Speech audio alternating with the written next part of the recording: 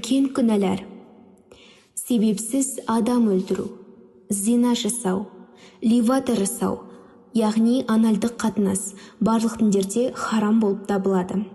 Шарап және әртүрлі алкогольді ішімдіктерді ішу, ұрлық жасау, ләззат алу мақсатында наркотик қолдану, біреудің мүлкін күшпен алу, яғни тартып алу, өтірік куәгер болу. Рамазан оразасында үзірсіз мұсылмандардың алдында ішіп жеу. Риба, яғни пайызға ақша алу және беру.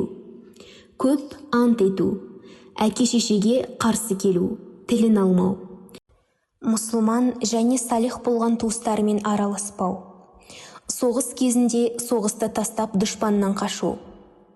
Разылығы болмастан жетімнің мүлкін жеу.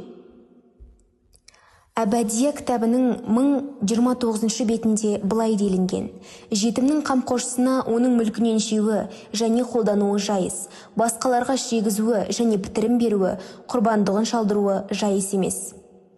Таразыны және өлшеу құралдарын дұрыс қолданбау. Намазды өз уақытынан бұрын немесе кейін оқу.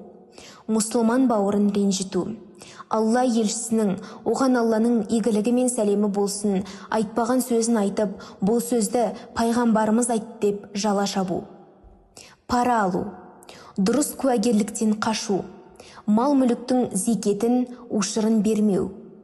Шамасы жетіп тұрса да харам, күнә істегендерді көргенде кедергі болмау. Тірі жануарды отқа жағу.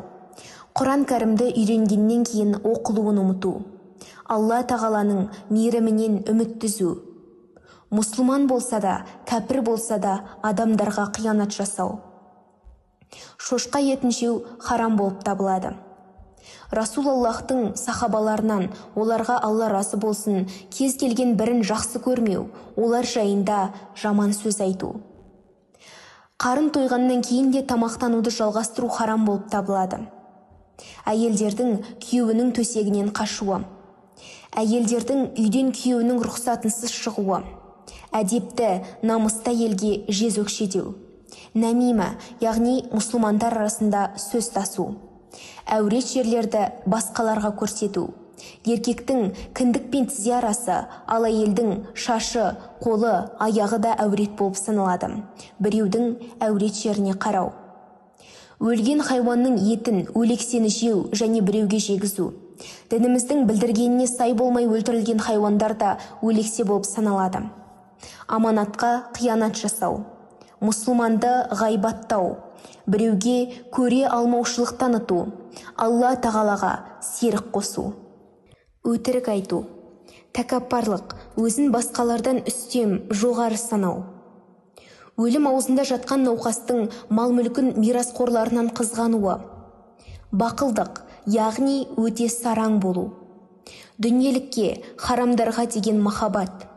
Алла тағаланың азабынан қорықпау. Харам болған нәрсеге харам деп сенбеу. Халал болған нәрсеге халал деп сенбеу. Палшылардың айтқанына, ғайыптан хабар беретіндігіне сену. Діннен шығу, мүртәт болу. Үзірсіз біреудің әйеліне, қызына қарау. Әйелдердің еркек киімін киюі, еркектердің әйел киімін киюі. Қағбада күнә істеу. Уақыты кірмей тұрып азан айту және намаз оқу. Мемлекет адамдарының әмірлеріне, заңдарға дұшпан болу, қарсы шығу. Әйелінің әурет жерлерін анасының әурет жерлеріне ұқсату. Әйелінің анасын балағаттау. Бір-біріне қаруды бағыттау, дәлдеу. Иттен артылғанда ішіп жеу. Жасаған жақсылығын міндетсіну. Еркектердің жібек киюі. Сауатсыздықта аяқ тіреп тұру, надандықтан қайтпау. Әхли сүннет сенімін, парыздарды, харамдарды және қажет болған барлық ілімдерді үйренбеу.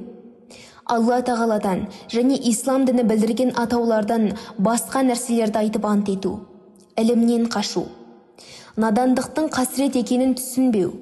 Кіші күнәні қайта-қайта істеу. Зәрулік болмастан қатты дауыспен көп күлу. Бір намаз уақытын өткізіп жіберетіндей уақыт бойы жүніп болып жүру. Хайыз, етеккір және нифас босанғаннан кейінгі қан жағдайларында әйелімен қосылу. Ән салу, әдепсіз өлеңдер айту, музыкалық сазды аспаптарда қолдану және өзін-өзін өлтіру. Видео ұнаса, лайк басып, арнама тіркеліп, қоңыраушаны баса кетіңіз. Келесі видеода кездескенше, ассаляму алейкум уа рахматуллахи уа баракатух.